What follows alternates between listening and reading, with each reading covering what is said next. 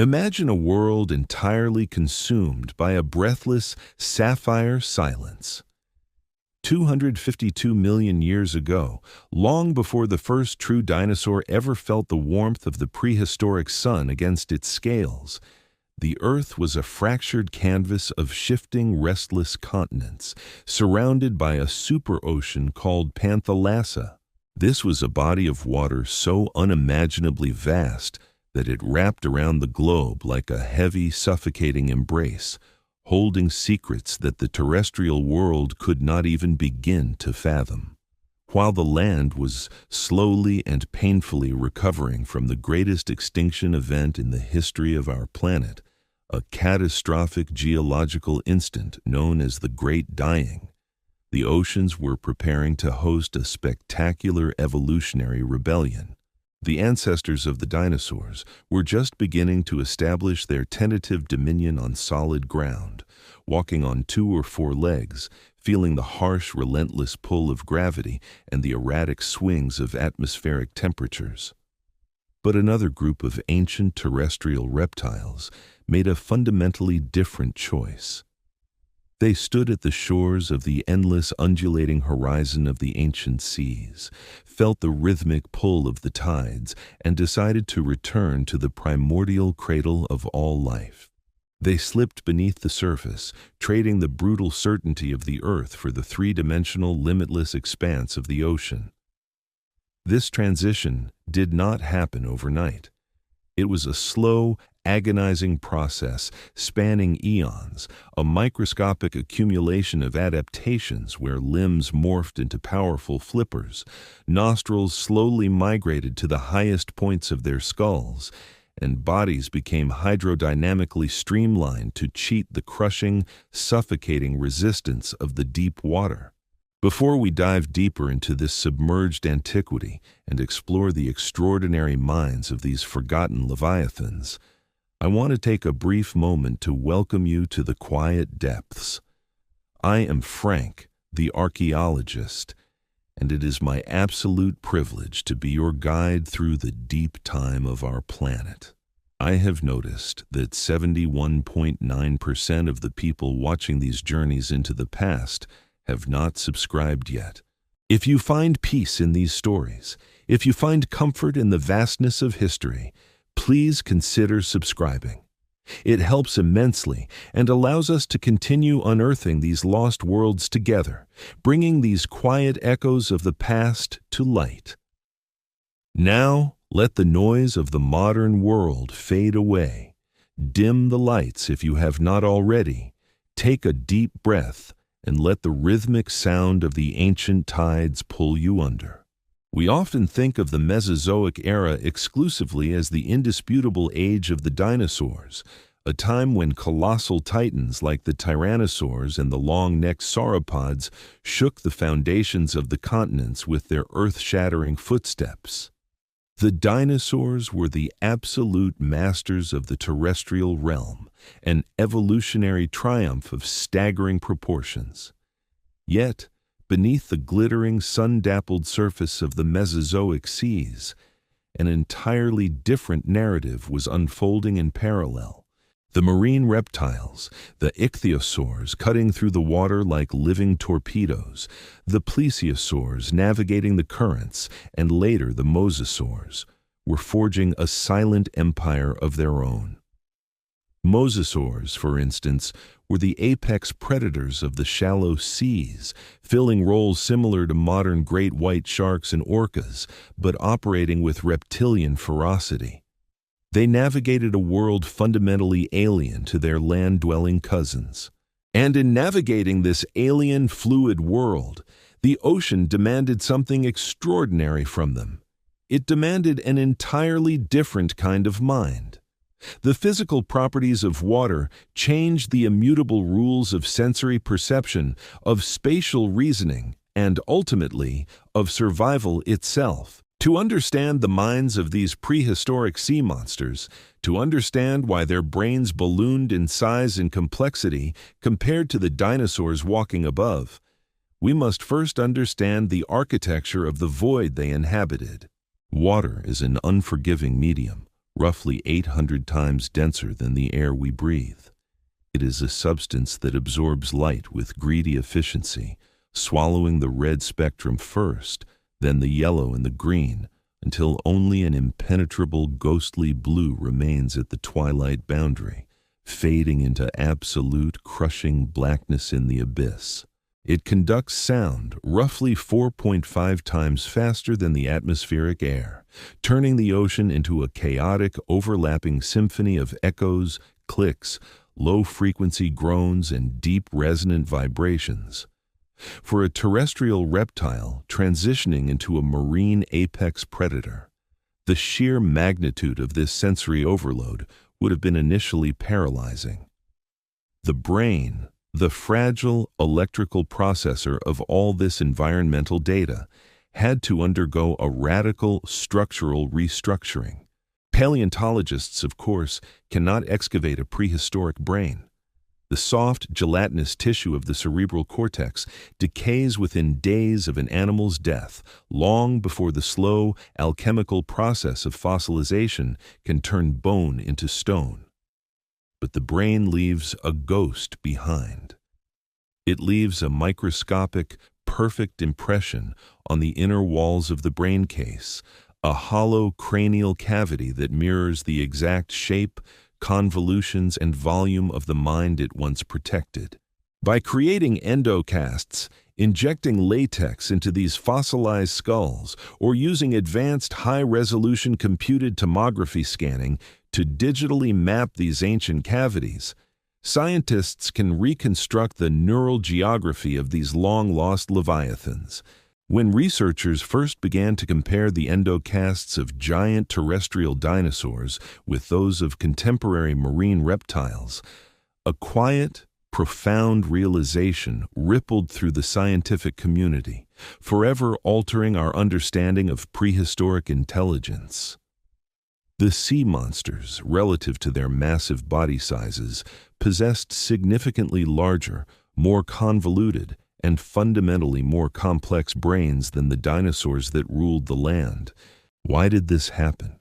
What was it about the crushing depths of the Panthalassic and Tethys oceans that fueled this cognitive expansion? The answer lies not just in the primal need to hunt, but in the overwhelming neurological demand to simply exist within a volumetric universe. A terrestrial dinosaur, for all its magnificent bulk, navigates a largely two-dimensional plane. It can move forward, backward, left, and right. It calculates distance across a relatively flat, stable landscape where gravity provides a constant, reliable anchor. A plesiosaur, however, a creature with an absurdly long neck that persisted for over 135 million years before the asteroid ended them, lived in an environment without a solid floor or a defining ceiling. Threats and opportunities could materialize from the sunlit canopy above, the pitch-black abyss below, and all sides simultaneously. This required the rapid evolution of complex spatial mapping, a neural capability that demands a significantly higher volume of brain tissue. Specifically, it required massive expansions in the cerebellum, the region of the brain exclusively responsible for balance, fine motor control, and three-dimensional spatial orientation. Every movement was a complex calculus of buoyancy, drag, and thrust. Let us construct this reality in our minds. Imagine a late Jurassic ichthyosaur, an ophthalmosaurus, slicing through the midnight zone of the ocean. The pressure here is astronomical, enough to crush a modern military submarine like an empty aluminum can, yet this creature glides with effortless, frictionless grace. Its eyes are the largest of any vertebrate in the entire history of the planet, measuring over 22 centimeters across, supported by rigid rings of bone to prevent them from instantly imploding under the weight of the water column. But massive eyes alone are not enough to see in the pitch black. The visual cortex of the brain must be massively expanded, wired with millions of new neural pathways to process even the faintest ghostly photons of bioluminescence or ambient starlight filtering down from hundreds of meters above. The ichthyosaur's brain is working furiously, burning immense calories, processing immense streams of visual data, calculating the exact trajectory, speed, and distance of a fleeing squid in absolute darkness. On land, a predatory dinosaur relies heavily on olfaction, the sense of smell, to detect prey or predators carried by the wind. In the ocean, the rules of scent are fundamentally altered. Chemical plumes move slowly in water, twisting and curling in complex, chaotic hydrodynamic vortices. The marine reptiles had to develop highly specialized olfactory bulbs, combined with an enlarged analytical cerebrum to interpret these fragmented chemical signatures, deciphering the age, direction, and specific identity of the source. The cognitive processing power required to decode a three-dimensional chemical trail in a moving, shifting current is exponentially greater than following a scent on a static terrestrial breeze. This environment absolutely did not permit intellectual stagnation. The ocean was a relentless, unforgiving teacher, and the only passing grade was survival. Beyond sensory processing, the vastness of the ocean introduced a profound psychological challenge that terrestrial animals rarely face to the same degree: absolute isolation. In a boundless environment with no geographic landmarks to memorize, no massive trees to hide behind, and no mountains to offer shelter from the storms, survival depended heavily on social cohesion and emotional intelligence. The fossil record provides beautiful, tantalizing clues that many marine reptiles were deeply gregarious, living in cooperative pods or extended familial groups. They gave birth to live young directly in the water, a reproductive strategy that demands intense maternal investment, teaching, and social protection, completely unlike the lay-and-leave strategy of many egg-laying dinosaurs on land.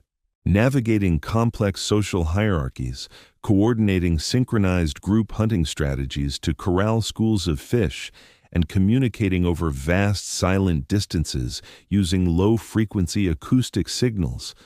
All of this requires an intricate, highly developed cerebral cortex. They needed long-term memory to recognize individuals, empathy to protect their vulnerable young, and abstract strategy to outmaneuver the elusive, shimmering schools of fish that darted through the twilight zones. The ocean, in its infinite, terrifying emptiness, forced these reptiles to turn inward, to build entire complex worlds within their own minds. They became the quiet philosophers of the deep, contemplating an environment that was as close to the silent vacuum of outer space as the earth could possibly offer. As the millennia stretched into eons, their bodies became perfect hydrodynamic vessels, smooth and lethal, but it was their extraordinary minds that truly conquered the abyss. While the dinosaurs walking above grew ever larger and more heavily armored, relying on sheer physical dominance, teeth and raw brawn to secure their terrestrial reign, the sea monsters grew smarter. They understood the fluid dynamics of their world, anticipating the seasonal movements of the tides and the subtle, life-giving shifts in deep oceanic currents. They were not merely surviving. They were perceiving the universe with a depth of consciousness and a level of sensory integration that the land would not see again for tens of millions of years. This was the dawn of a different kind of intelligence, an intelligence born not of stone and fire, but of pressure, darkness, and the endless encompassing blue. 252 million years ago, the Earth was essentially a graveyard. The Permian-Triassic extinction event had sterilized the planet with a ferocity that defies modern comprehension, erasing roughly 96% of all marine species and 70% of terrestrial vertebrate life in a geological instant. Imagine a silence so profound it possesses physical weight, a suffocating stillness settling over the supercontinent of Pangaea. The oceans, once teeming with trilobites and bizarre armored fishes, were reduced to stagnant toxic vats of anoxic water. It was within this desolate, traumatized world that the story of the greatest minds of the Mesozoic era truly began. The recovery was agonizingly slow, playing out over eons as life struggled to reassert its fragile grip on the barren rock. On the shattered coastlines of this recovering world, small, unassuming terrestrial reptiles, creatures that looked perhaps like modern monitor lizards, stood at the boundary between two realms. Behind them lay a scorched earth, a landscape dominated by brutal heat and the harsh, unforgiving laws of terrestrial gravity. Before them lay the vast, empty expanse of the Panthalassic Ocean, a realm of infinite potential and terrifying unknowns. They stepped into the surf, driven by hunger or perhaps by the relentless pressure of terrestrial predators, making a choice that would fundamentally alter the trajectory of their evolutionary lineage. This transition was not a sudden plunge, but a gradual, generational surrender to the tides, a microscopic accumulation of behavioral shifts that would eventually transform these fragile lizards into the undisputed titans of the deep. Before we follow these pioneering reptiles further into the crushing depths, into the sapphire void where their minds would undergo such a radical metamorphosis, I want to take a brief moment to welcome you back to our shared exploration of deep time. I am Frank, the archaeologist, and it is my profound privilege to be your guide through these forgotten ages. I have noticed that 71.9% of the people watching these journeys into the past have not subscribed yet. If you find yourself captivated by these ancient mysteries, if you find a sense of peace in contemplating the vast scales of geological time, please consider subscribing. It helps immensely and allows us to continue unearthing these lost worlds together, bringing the quiet echoes of the past to the surface for all to hear. Now, let your awareness settle back into the ancient currents. Take a slow, deep breath and let the modern world fade completely into the background. To understand the neurological explosion that occurred within the skulls of these returning marine reptiles, we must first examine the brutal physics of the aquatic environment. Water is an elemental thief. It steals body heat at a rate roughly 25 times faster than atmospheric air. For a cold-blooded terrestrial reptile, plunging into the ocean is a thermodynamic crisis. Their internal body temperature plummets, their metabolism grinds to a sluggish halt, and their nervous system misfires, rendering them lethargic and vulnerable. To survive and thrive in the pelagic zones, the ancestors of the ichthyosaurs and plesiosaurs had to conquer this thermal barrier. Over millions of years, they evolved a remarkable physiological adaptation, regional endothermy, and in some cases, full warm-bloodedness. By generating their own internal heat through muscular exertion and specialized fat layers, they transformed their bodies into biological furnaces capable of operating in the frigid depths. But this evolutionary triumph came with a profound neurological consequence. A warm body inevitably means a warm brain, and a warm brain, flooded with oxygen-rich blood and operating at a stable, elevated temperature, is a brain capable of continuous high-speed information processing. This was the critical biological foundation that allowed the marine reptiles to outpace the cognitive development of their terrestrial cousins. While many early dinosaurs remained tightly constrained by the ambient temperatures of their environment, Experiencing daily cycles of lethargy and activity, the marine reptiles were constantly awake, constantly processing, their minds burning brightly in the cold, dark waters. Consider the sheer volume of sensory data that a marine apex predator must instantly analyze to execute a successful hunt. A terrestrial predator operates in a world where gravity dictates the rules of engagement. Prey runs along a relatively predictable two-dimensional plane. But in the volumetric universe of the ocean, an ichthyosaur like the giant Shastasaurus, reaching lengths of 21 meters, had to calculate trajectories in a sphere of infinite possibilities. Prey could escape upward into blinding glare, downward into the abyss, or vanish into turbulent currents. To track a fleeing target, the marine reptile's brain required a massively expanded cerebellum, the command center for spatial mapping, balance, and complex motor coordination.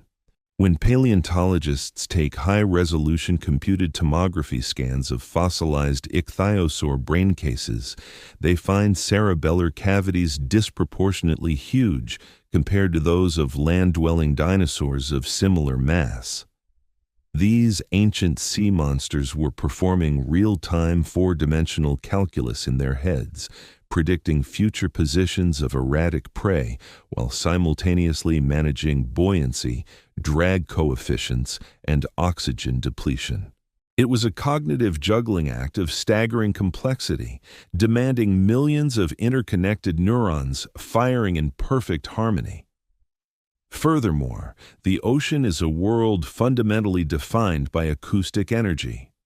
While light penetrates only a few hundred meters before being completely extinguished, sound travels vast distances through water, moving more than 4 times faster than it does through the air. The marine environment is not a silent void, but a chaotic, roaring symphony of geological groans, breaking waves, and biological clicks.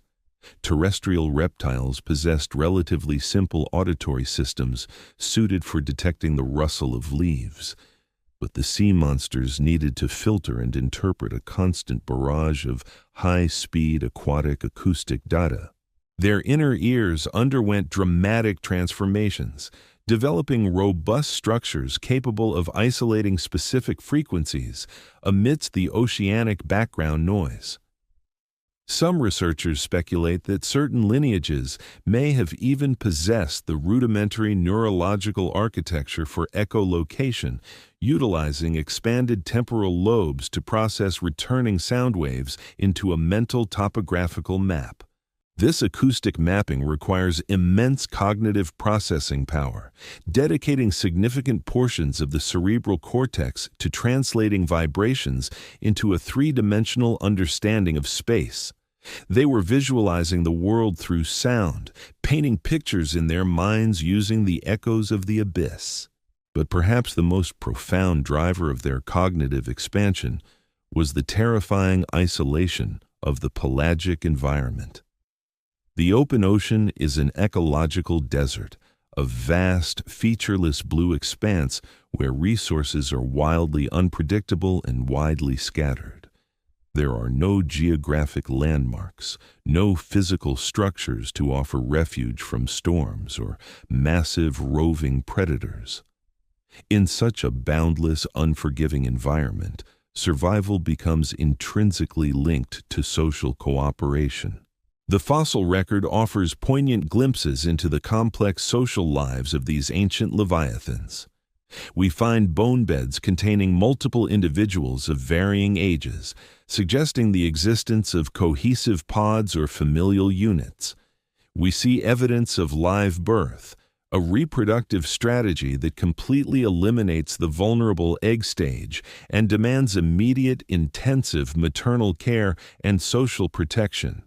To navigate the complexities of pod dynamics, to communicate over vast distances, to coordinate cooperative hunting strategies, and to protect their vulnerable young from the myriad dangers of the deep, these creatures required advanced social intelligence. They needed the cognitive capacity for empathy, for long-term memory, for individual recognition, and for abstract communication. Their brains expanded to accommodate these complex social algorithms, building entire emotional and social worlds in the dark waters where physical landmarks did not exist. When we contemplate the minds of these prehistoric sea monsters, we are forced to confront the humbling realization that intelligence is a highly specific, adaptive tool, forged in the fires of environmental necessity. The marine reptiles, descending into the crushing, sensory-deprived depths of the Panthalassic Ocean, were forced to conquer their world through cognitive evolution. As you lie there, listening to the slow, rhythmic cadence of these ancient stories, imagine the profound, heavy silence of the Mesozoic deep. Imagine the slow, powerful sweep of a plesiosaur's flippers, a creature moving through the darkness, not with brute force, but with a quiet, calculating, three-dimensional awareness. Their minds were brilliant, warm sparks burning in the cold, ancient abyss. Let the weight of that deep time press gently against you, a comfortable, heavy blanket of eons folding over the present moment. Sink into the quiet currents of the past, where the only sound is the slow, steady heartbeat of a world that once was, fading softly into the peaceful depths of your mind. 150 million years ago, during the golden zenith of the Jurassic period, a profound tranquility blanketed the submerged continental shelves. This was an epoch occurring long before a rock the size of a mountain came hurtling from the cold silence of deep space at 20 kilometers per second to strike the Yucatan Peninsula. We know the apocalyptic ending of the ruling reptiles, a geological instant where the impact released the energy of 100 million nuclear weapons. In that horrific future, billions of tons of rock were vaporized, colossal tsunamis crashed against distant coastlines, and the sun vanished behind a shroud of dust and sulfur. That is what happened. But tonight we imagine a different perspective, turning our gaze away from the inevitable fire from the sky to explore the serene dominion of the deep oceans. Beneath the rhythmic surface of the Tethys Sea, an entirely different evolutionary arms race was reaching a fever pitch. While the land was defined by gravity and the brutal constraints of massive bone-supporting mass, the ocean was a realm of fluid dynamics and suspended animation. Here, buoyancy negated the crushing burden of mass. The plesiosaurs, enigmatic marine reptiles with bodies resembling enormous turtles and necks stretched to impossible lengths, were navigating this three-dimensional labyrinth. They were flying through an atmosphere 800 times denser than the air above. And to pilot these bizarre biological machines through a world devoid of fixed horizons, they required a neurological command center, unlike anything the Earth had ever produced.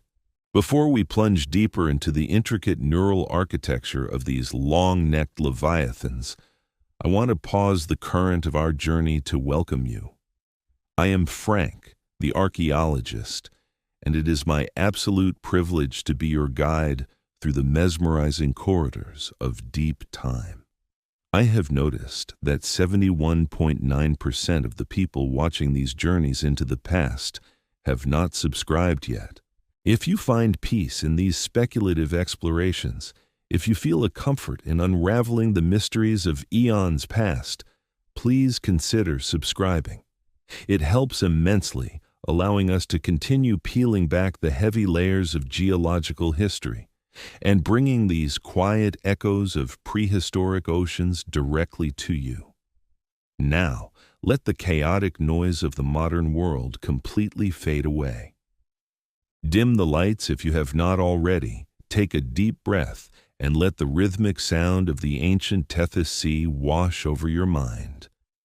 For centuries, the inner workings of the plesiosaur mind remained an impenetrable mystery locked within solid limestone. When Mary Anning, the pioneering fossil hunter of the early 19th century, first extracted a complete skeleton from the treacherous cliffs of Dorset, the scientific establishment was baffled by its impossible anatomy. The skull was tiny, perched at the end of a neck containing up to 72 individual vertebrae. It seemed intuitively impossible that such a minuscule cranial vault could house a brain capable of coordinating that massive body. For decades, the assumption was that marine reptiles were slow, dim-witted brutes, driven entirely by primitive instinct. However, modern paleontology, armed with the analytical tools of the 21st century, has shattered this misconception. At research institutions like Ohio University, scientists like Professor Lawrence Whitmer have utilized high-resolution computed tomography scanning, technology developed for medical diagnostics, to peer through solid rock without lifting a chisel. By firing intense beams of X-rays through fossilized skulls, these researchers mapped the hollow space where the brain once rested, creating detailed digital endocasts. The results of these scans were revolutionary, revealing a tightly folded processor optimized for a specific, unforgiving environment. The digital endocasts of plesiosaurs revealed a staggering enlargement of the cerebellum and the floccular lobes. In terrestrial animals, the flocculus is a relatively modest structure primarily involved in basic balance and vestibulo-ocular reflexes. But in the plesiosaurs, these lobes were hypertrophied, ballooning outward to occupy a massive volume of the cranial cavity. This intense neurological investment tells us a profound story about how these animals experienced reality. Imagine navigating a dense, three-dimensional void where up and down are constantly shifting concepts, where the currents push and pull with invisible, irresistible force, and where your own body consists of four enormous flippers operating independently alongside a neck that behaves like a muscular whip. Every movement required continuous, real-time, four-dimensional calculus. The expanded floccular lobes acted as an organic gyroscope of unparalleled sophistication, processing an immense flood of sensory data from the inner ear, the eyes, and pressure sensors along the skin to maintain perfect spatial orientation. When a plesiosaur lunged for a fleeing squid, its brain had to instantaneously calculate the exact trajectory of the prey, coordinate the firing sequence of massive pectoral muscles to generate thrust, and stabilize the tiny head at the end of a wildly swinging neck to keep the visual target locked. Beyond mere movement, the sensory processing centers of the marine reptile brain had to adapt to an environment that systematically destroyed information. As we descend through the water column, the warm spectrum of sunlight is violently stripped away. Red light vanishes within the first few meters, followed by orange, yellow, and green, until the world is bathed in an endless monochromatic blue. To hunt in this twilight zone, the plesiosaurs required immense visual cortices. Their eyes were adapted to capture every possible stray photon, but it was the brain that stitched those weak signals into a coherent image. Furthermore, the olfactory centers underwent a bizarre transformation. Scent in the ocean does not travel in neat linear paths on the wind. It diffuses slowly, carried by chaotic microcurrents. The marine reptiles evolved complex internal nasal passages, allowing water to flow over sensitive chemoreceptors. Their brains had to analyze these dilute chemical signatures, breaking down the molecular composition of the water to detect the invisible trail of a bleeding fish across the boundless blue desert. The sheer computational load of translating turbulent chemical eddies into a directional map requires a level of cerebral integration that defines a truly advanced intellect. This forces us into a profound philosophical contemplation about the nature of mind. We harbor a deep-seated anthropocentric bias, assuming true intelligence must inevitably look like our own, forged in the complex social dynamics of the African savanna, requiring hands to manipulate tools. But the ocean is a relentless alien architect. It builds minds not for manipulating objects, but for mastering fluid dynamics, mapping the invisible geography of currents, and enduring the isolation of the pelagic void. The vastness of the Panthalassic and Tethys oceans was an ecological vacuum of terrifying proportions. For a creature to thrive in that boundless emptiness, it needed a mind capable of sustaining itself without constant external stimulation. The enlarged brains of the marine reptiles were not just calculating trajectories, they were constructing rich internal representations of their world. They maintained long-term mental maps of migratory routes across thousands of kilometers of featureless water, navigating by the magnetic fluctuations of the Earth's crust and the low-frequency echoes of distant underwater mountain ranges. This is a form of intelligence so radically different from our primate cognition that we can barely comprehend its texture, yet it was undeniably brilliant. As we contemplate the silent intelligence of these vanished leviathans, let the vastness of deep time wash over your consciousness. Think of the millions of years that have passed, the slow shifting of tectonic plates that swallowed the ancient Tethys Sea, pushing the seafloor high into the atmosphere to become the jagged peaks of the Himalayas. The oceans they swam in are gone, their massive bones turned to stone, and the complex neural pathways that mapped their universe have dissolved into the earth. Yet, there is a tranquil peace in understanding this deep impermanence, the realization that awareness can arise in forms so completely alien to our own, flourishing for eons in the crushing dark, decenters our human perspective in the most liberating way imaginable. We are not the sole apex of consciousness. We are simply one brief spark in an endless cosmic narrative. Now, allow the heavy weight of the ancient ocean to settle over you. Feel the slow pulse of the prehistoric tides aligning with your breathing. The world of the surface, with its frantic pace and endless demands, is millions of years away, suspended far above the quiet tranquility of the deep. Here, in the abyssal silence of the mind, there are no predators, no rushing currents, no urgent calculations. There is only the slow glide of a massive shadow moving through the sapphire twilight, a silent mind, perfectly at peace with the infinite expanse of its world. Let your thoughts drift like slow-moving particles in the deep ocean, floating gently downward into the welcoming darkness.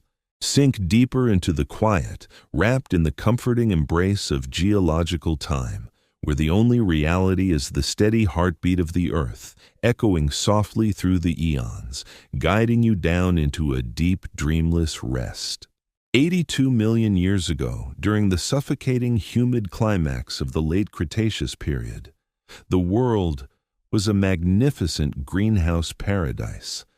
The frozen ice caps that we know today were completely non-existent, and global sea levels had risen so dramatically that the oceans systematically spilled over the continental boundaries, fracturing massive landmasses into isolated tropical islands. In North America, a massive shallow body of water known as the Western Interior Seaway stretched from the frigid darkness of the Arctic Ocean all the way down to the sun-drenched waters of the tropical Gulf of Mexico, splitting the ancient continent cleanly in two. This warm, luminous sea was a cauldron of biological innovation, a nutrient-rich laboratory where evolution pushed the absolute unforgiving limits of predatory design. Above the crashing waves, along the swampy, fern-choked coastlines, the mighty tyrannosaurs were just beginning their heavy, earth-shaking reign, stalking through the dense foliage with the blunt, overwhelming force of their massive jaws. But beneath the surface, gliding silently through sunlit kelp forests and shimmering schools of prehistoric fish. An entirely new dynasty of sea monsters had violently seized the throne. These were the mosasaurs. Unlike the ancient ichthyosaurs that had evolved millions of years earlier and possessed bodies shaped somewhat like modern dolphins, the mosasaurs were giant, serpentine lizards, direct relatives of modern monitor dragons who had slipped back into the sea only 20 million years prior. They adapted with a terrifying, explosive speed, abandoning the solid Earth to become the undisputed apex predators of the Cretaceous oceans. But to conquer this three-dimensional fluid realm so rapidly, their massive bodies were not the only things that required a radical transformation. The ocean demanded a complete and utter rewiring of their reptilian minds. Before we delve into the intricate neurological secrets of these colossal seafaring dragons and explore exactly how their minds ultimately eclipse the cognitive capacities of the terrestrial titans walking above them, I want to gently pause our descent into the abyss. I am Frank, the archaeologist, and it is a true honor to navigate the dark, winding currents of deep time alongside you tonight. I have observed that 71.9% of the people watching these quiet journeys into the prehistoric past have not subscribed yet. If you find yourself captivated by these forgotten worlds, if you seek a tranquil refuge in the contemplation of geological eons and ancient mysteries, please consider subscribing. It supports the channel immensely and allows us to continue unearthing these lost narratives, bringing the silent, majestic echoes of the ancient oceans directly to the surface. Now, let the chaotic noise of the modern world wash away completely. Dim the lights if you have not already. Take a deep, exceptionally slow breath, and let the rhythmic ancient pulse of the Cretaceous tide guide you downward into the dark. The transition from a terrestrial lizard darting through the underbrush to a 15-meter marine leviathan ruling the seaway is a story beautifully written in fossilized bone. But the true masterpiece of this rapid evolution was written in soft tissue and invisible electrical impulses. When we carefully examine the fossilized skulls of apex mosasaurs like Tylosaurus, a creature roughly the size of a modern school bus equipped with jaws capable of crushing a small vehicle, we are not merely looking at a mindless killing machine. We are looking at a highly sophisticated organic sensory array specifically designed to process an alien, unforgiving environment.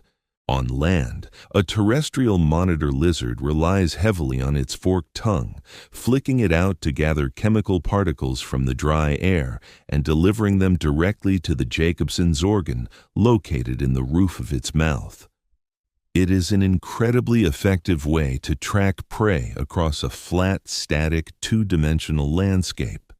But the mosasaurs took this ancient reptilian hardware directly into the ocean, a dense fluid medium where chemical signatures do not drift predictably on a breeze, but rather disperse in complex, swirling, three-dimensional eddies. To taste the water, to flick a bifurcated tongue into the dense, salty current and instantly decipher the specific chemical trail of a wounded plesiosaur kilometers away, required a staggering, unprecedented expansion of the brain's olfactory processing centers. The mosasaur's brain had to isolate faint amino acid signatures from a chaotic cacophony of background oceanic noise, calculating the exact trajectory, depth, and distance of the bleeding prey based entirely on microscopic variations in the concentration of molecules hitting the left versus the right side of its tongue. This is not simple animal instinct. This is real-time, high-speed fluid dynamics computation occurring continuously within the dark mind of a giant reptile. To truly comprehend the profound intellectual gap between the rulers of the land and the new masters of the sea.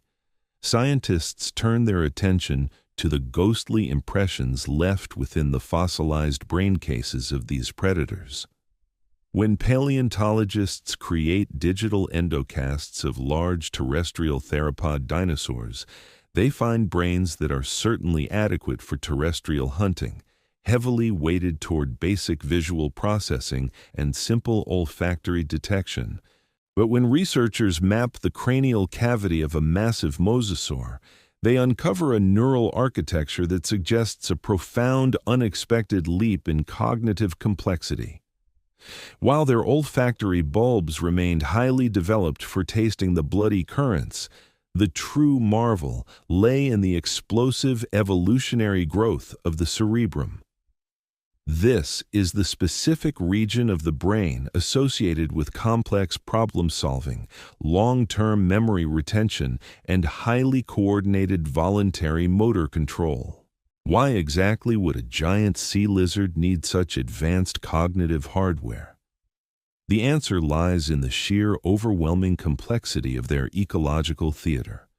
A tyrannosaur hunting a triceratops is engaging in a brutal, straightforward game of terrestrial chess, essentially a two-dimensional pursuit where brute force and ambush dictate the ultimate outcome. But a mosasaur was operating in an infinitely more complex arena. They were not just hunting slow, heavily armored herbivores. They were hunting other highly intelligent marine reptiles, incredibly fast-moving prehistoric sharks, and giant evasive cephalopods in a boundless world completely without borders. Imagine a silent, deadly hunt in the warm waters of the western interior seaway. A massive Tylosaurus is carefully tracking a pod of smaller plesiosaurs through a dense, towering underwater forest of giant kelp. The massive kelp stalks sway rhythmically with the deep currents, creating a constantly shifting, deeply disorienting maze of dark shadows and filtered golden light. To succeed in this environment, the mosasaur cannot simply charge blindly forward. Its enlarged cerebrum is working in frantic, brilliant overdrive. It must memorize the constantly shifting topography of the kelp forest, anticipate the evasive, three-dimensional maneuvers of its agile prey, and perfectly calculate the exact angle of interception in a frictionless environment where stopping suddenly is physically impossible. Furthermore, fossil evidence showing severely healed bite marks on mosasaur skulls suggests intense, complex intraspecific competition among their own kind. These animals were fiercely fighting each other for territory, for mating rights, and for absolute dominance. Surviving these brutal encounters required significantly more than just sharp teeth. It required tactical memory, recognizing individual rivals by sight and scent, and crucially learning from past defeats. They were very likely developing complex social hierarchies and establishing vast territorial boundaries defined not by physical terrestrial landmarks, but by invisible chemical markers and deep low-frequency acoustic warnings.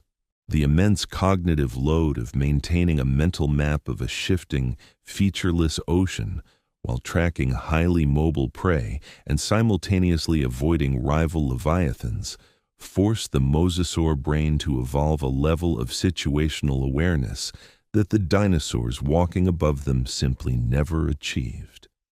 The ocean was a three-dimensional chessboard, and the mosasaurs were its absolute grandmasters, executing lethal strategies in a world of terrifying freedom. It is a profound, almost melancholic realization that the greatest, most complex minds of the Mesozoic era did not ultimately perish on the solid land, but in the depths of the sea. When the catastrophic asteroid impact occurred exactly 66 million years ago, the sudden violent acidification of the oceans and the absolute collapse of the marine food web snuffed out these brilliant, calculating consciousnesses forever. The magnificent lineage of the sea monsters was severed entirely, leaving only their terrestrial cousins, the small snakes and monitor lizards, to carry on their genetic legacy in the dirt and shadows. But in contemplating their lost aquatic intelligence, we are offered a beautiful, humbling liberation from our own deeply ingrained anthropocentrism. We naturally assume that the absolute pinnacle of cognitive evolution must inevitably lead to the construction of physical tools, the mastery of fire, and the building of loud, permanent civilizations. Yet, for tens of millions of years, the Earth hosted a completely different manifestation of pure genius.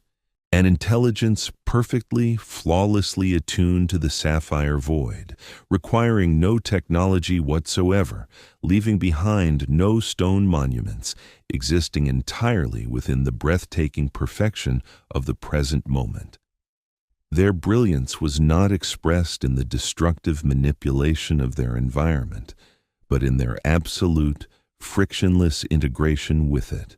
As you lie comfortably in the quiet darkness tonight, let the realization of this vanished brilliance wash over you like a slow, incredibly heavy tide.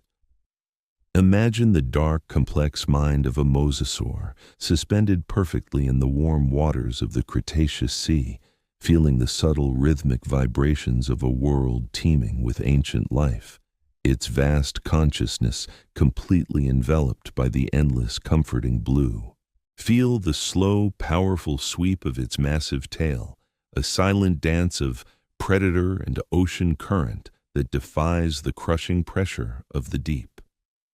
Allow the massive ancient weight of the prehistoric ocean to press gently and warmly against your chest, a comforting pressure that grounds you safely in the continuous, unstoppable flow of geological time. The modern world above, with all its sharp edges and frantic, exhausting demands, is just a fleeting, insignificant shadow on the surface. Down here, deep in the abyssal tranquility of the forgotten past, there is absolutely nothing but the slow, eternal breathing of the sea. Let your swirling thoughts sink effortlessly into these quiet depths, carried gently by the ancient currents toward a deep, incredibly untroubled sleep. 73 million years ago, as the fiery sun dipped beneath the jagged horizon of the ancient Campanian stage, a profound vulnerability swept across the prehistoric globe. Nightfall has always been the great equalizer in the brutal arithmetic of survival. On the humid continents of the late Cretaceous, the transition from day to night signaled a necessary surrender. The massive terrestrial titans, the heavily armored ceratopsians, and the towering tyrannosaurs were bound by the exhausting dictates of terrestrial gravity and endothermic metabolism. When darkness deepened, these colossal beasts had to find physical sanctuary. They had to lower their incredibly massive bodies, weighing up to 8 or 9 tons, onto the solid earth, slipping into a state of profound, defenseless unconsciousness. Their brains, relatively small compared to their gargantuan physical mass, would power down, entering deep cycles of slow-wave sleep. But for the magnificent sea monsters, the sleek ichthyosaurs and the serpentine mosasaurs navigating the boundless, three-dimensional void of the interior seaways, the simple luxury of total unconsciousness was absolutely impossible. The ocean is an unsleeping, unforgiving architect. If a marine reptile weighing 15 tons were to completely lose consciousness and cease the rhythmic undulations of its tail, the brutal physics of the aquatic realm would immediately take over.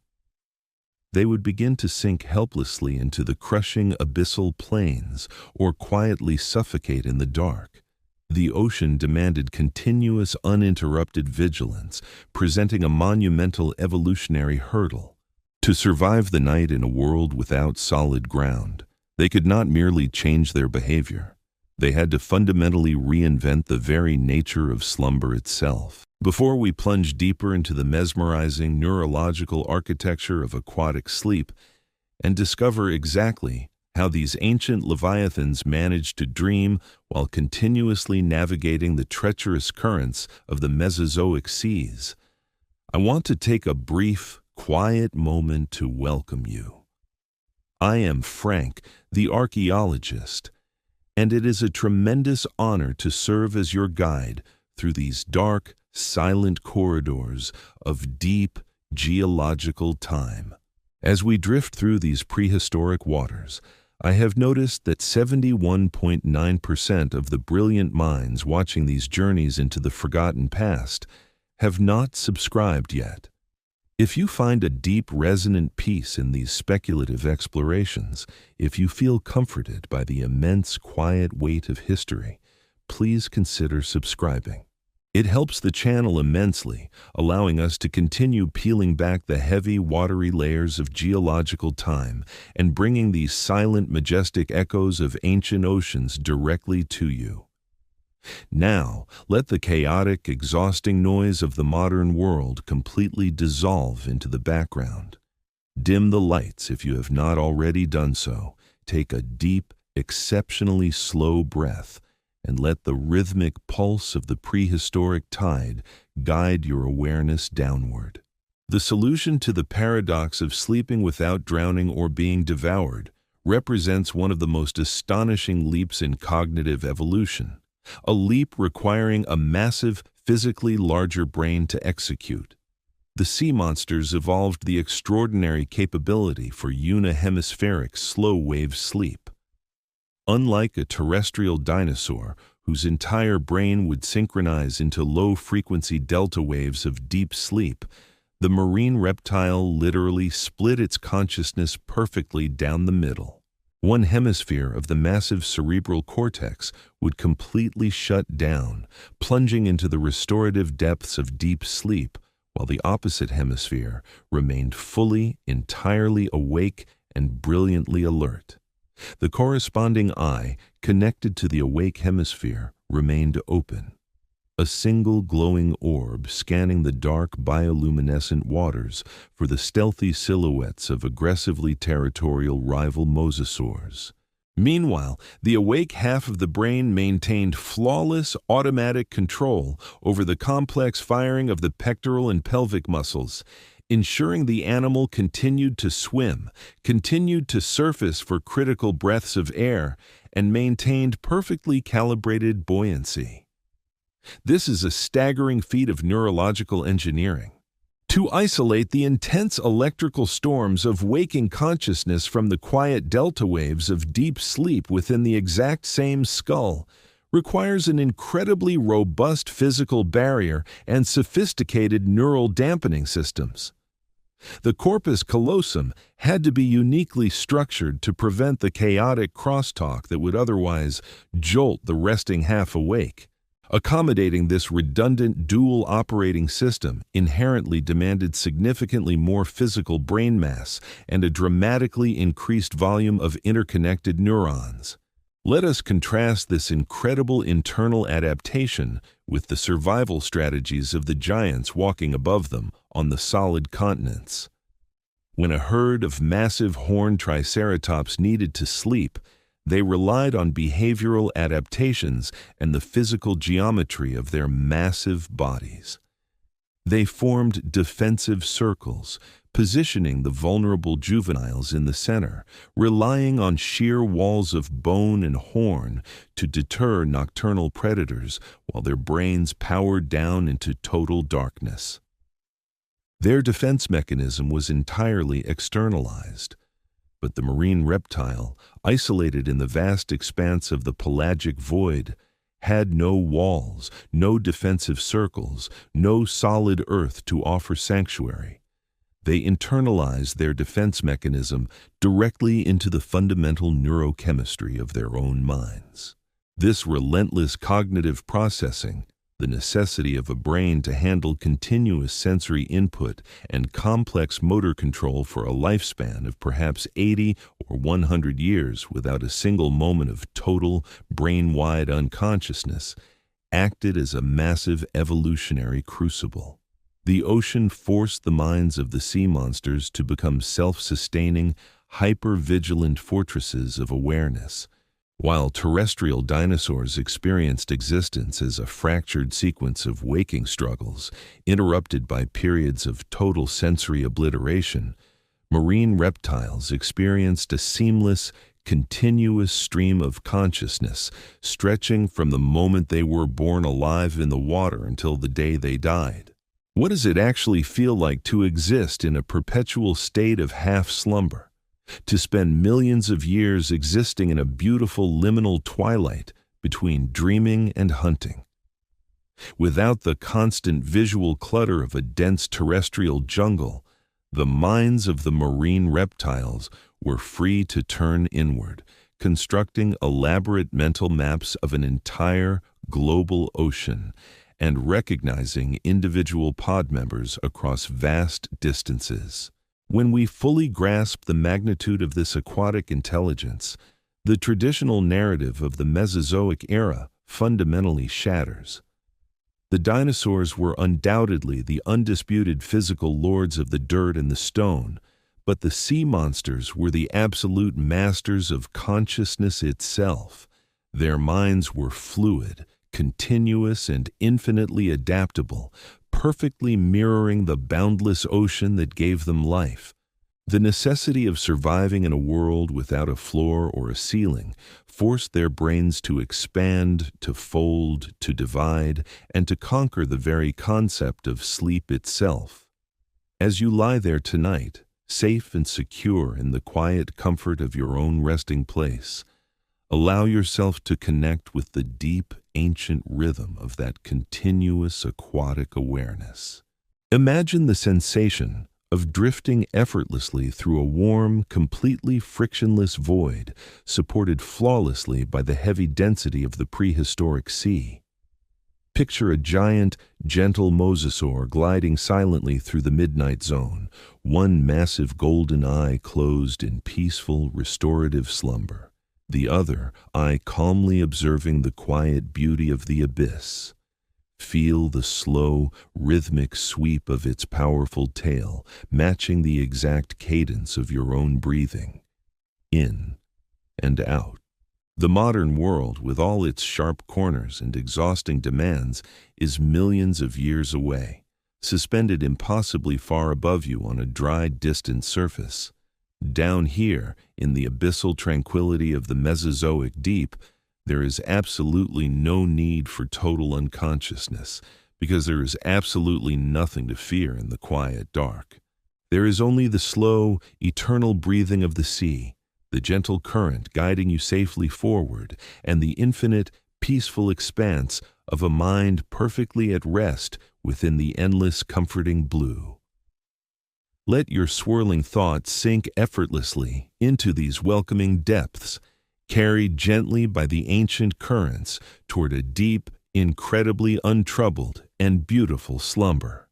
90 million years ago, deep within the violently volatile Turonian stage of the late Cretaceous, the terrestrial world was defined by a deafening, chaotic cacophony. The continents were tearing themselves apart, massive tectonic plates grinding and shrieking against one another, releasing apocalyptic plumes of volcanic ash that blotted out the sun for months. The air above the land was filled with the guttural, chest-rattling roars of colossal theropods and the terrified bellows of massive stampeding herds fleeing through dense, crushing undergrowth. On the solid earth, sound was a localized, fleeting phenomenon, easily absorbed by thick foliage, scattered by uneven topography, and quickly lost to the relentless howling of the wind. That is what happened on the surface. But tonight we imagine a different acoustic reality.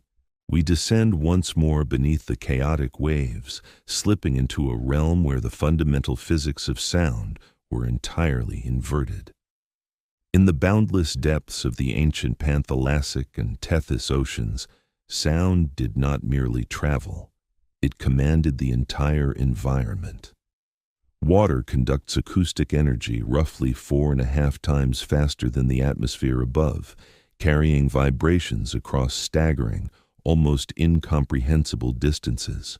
For the marine reptiles, the ocean was a vast, highly conductive three-dimensional concert hall, and to survive within it, their minds had to evolve into the most sophisticated acoustic processors the planet had ever known.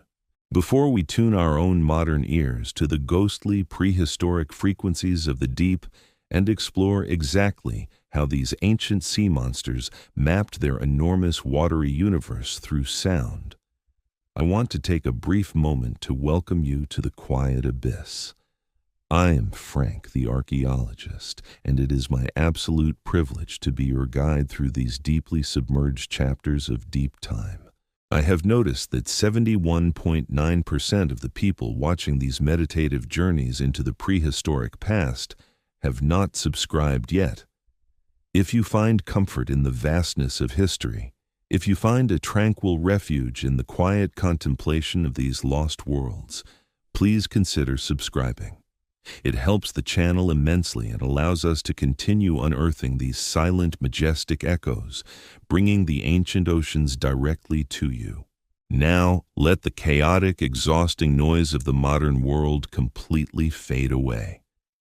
Dim the lights if you have not already, take a deep, exceptionally slow breath, and let the rhythmic, ancient acoustic pulse of the Cretaceous tide guide your awareness downward. To comprehend the sheer cognitive magnitude of processing an oceanic soundscape, we must critically examine the physical limitations of the beasts walking on the solid continents. When a towering tyrannosaur listened for the snapping of a branch, its auditory processing center was analyzing a relatively weak, highly distorted signal arriving through a thin, gaseous medium. The dinosaur's brain only needed enough auditory processing power to locate a sound source within a radius of a few kilometers. However, the evolutionary demands placed upon the marine reptiles were astronomically higher. An apex mosasaur cruising through the twilight zone of the western interior seaway was constantly bombarded by a chaotic, overlapping symphony of acoustic data originating from hundreds of kilometers away. They could hear the low-frequency groans of tectonic plates shifting on the abyssal plain, the distant rhythmic splashing of massive schools of fish breaking the surface, and crucially, the specific individualized calls of their own kind echoing across the vastness of the submerged continent. To prevent this relentless wall of sound from becoming an agonizing, paralyzing barrage of sensory overload, the brains of these marine reptiles underwent a radical, highly specialized expansion. Paleontologists examining the intricate fossilized inner ear structures of marine reptiles have discovered magnificent adaptations specifically engineered for underwater hearing. But the true marvel resided within the soft tissue that once filled the massive cranial vault. The auditory cortex expanded dramatically. It became a hypersensitive analytical engine capable of filtering out the useless background noise of the ocean and isolating the critical frequencies of prey and predators. By analyzing microscopic differences in the precise moment a sound wave struck their left versus their right jawbone, the mosasaur's brain could instantly calculate the exact distance, depth, and trajectory of an object in absolute, pitch-black darkness. Their minds were constantly updating a vast three-dimensional, high-fidelity topographical map of their environment, constructed entirely out of echoes and vibrations. While dinosaurs were limited by the physical horizon of their visual sightline, the sea monsters possessed a panoramic, acoustic omniscience extending far beyond the limits of light. This profound auditory capability forces us to deeply reconsider the social intelligence of these forgotten leviathans. In a boundless, featureless ocean where visual contact is frequently impossible, survival absolutely demands complex acoustic communication. We must strongly consider the beautiful reality that these massive sea dragons were singing to one another across the dark voids. They likely utilized a complex vocabulary of low-frequency pulses, clicks, and resonant groans to coordinate intricate hunting strategies, to establish invisible territorial boundaries, and to maintain cohesive familial bonds. To process a complex language, even a rudimentary non-human one, requires a highly developed, deeply convoluted cerebral cortex. They needed exceptional long-term memory to recognize the specific, individualized acoustic signatures of their pod members. The ocean was alive with their conversations, a vast, invisible network of intelligence pulsating through the dense water. We naturally assume that the highest pinnacle of intellectual evolution must inevitably result in a civilization of builders, manipulating the solid earth with hands. But the marine reptiles demonstrate a totally different, incredibly liberating possibility. They constructed a vast society completely without written language or stone monuments. Their entire culture was encoded purely in the ephemeral medium of sound, passed from generation to generation through the deep currents. Their intelligence was entirely non-extractive, leaving absolutely no destructive scars upon the planet. When the catastrophic asteroid struck exactly 66 million years ago, releasing the energy of 100 million nuclear weapons, vaporizing billions of tons of rock, and plunging the globe into a dark impact winter, the sudden acidification of the oceans silenced this magnificent symphony forever. The brilliant singing minds of the mosasaurs were extinguished, their complex acoustic cultures erased in a geological instant. But in the quiet contemplation of their lost world, we can find a deep, resonant peace. It humbles our anthropocentric ego to realize that for tens of millions of years, the most sophisticated, emotionally complex conversations occurring on this planet were not happening on the land, but in the crushing depths of the sea. As you lie there tonight, let the weight of that deep ancient silence wash over you. Imagine the dark velvety expanse of the Mesozoic Ocean, completely free from the loud chaotic interference of modern human machinery. Picture a massive, graceful leviathan gliding through the midnight zone, its mind perfectly attuned to the subtle rhythmic vibrations of the water. Feel the slow, powerful, low-frequency pulse of its call vibrating gently through your own chest, a soothing, ancient rhythm that predates humanity by eons. The surface world, with all its visual clutter, endless demands, and exhausting anxieties, is suspended incredibly far above you, completely irrelevant to the quiet majesty of the deep. Down here, there is only the slow, eternal breath of the ocean, the gentle guiding current, and the absolute perfect peace of a mind fully at rest in the dark. Let your own thoughts slow to the rhythmic, majestic cadence of the ancient tides. Sink effortlessly into the welcoming acoustic shadows, carried safely by the echoes of a forgotten world toward a deep, restorative, and beautiful sleep. 110 million years ago, during the sun-drenched expanse of the Albian stage, the continents of the Earth were heavily scarred by monumental physical landmarks. Massive mountain ranges, pushed skyward by the relentless grinding of tectonic plates, cast long, jagged shadows across the sprawling valleys. Endless river deltas carved deep, muddy veins into the coastal plains, providing undeniable physical roadmaps for the terrestrial dinosaurs. A migrating herd of massive, long-necked sauropods simply had to follow the visual certainty of the riverbank or the towering silhouette of a distant peak to find their seasonal feeding grounds. Navigation on the solid earth was a matter of opening one's eyes and reading the undeniable geography written in stone and soil. That is the comforting reality of terrestrial existence. But tonight, we turn our backs on the safety of the shore and stare out into the terrifying, beautiful sameness of the open water. In the heart of the ancient Panthalassic Ocean, there were absolutely no mountains to guide the eye. Before we delve into the intricate neural cartography of these ancient navigators, I want to gently welcome you. I am Frank, the archaeologist, and it is my absolute privilege to guide you through these forgotten abysses.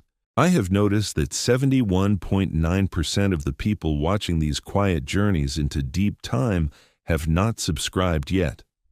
If you find peace in these explorations, please consider subscribing. It helps immensely and allows us to continue bringing these silent echoes of the past to the surface.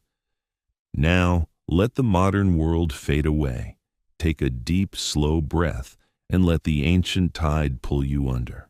There were no rivers to follow in this watery domain, no valleys to offer physical shelter from the surging currents, and no towering trees to mark the slow, agonizing passage of distance.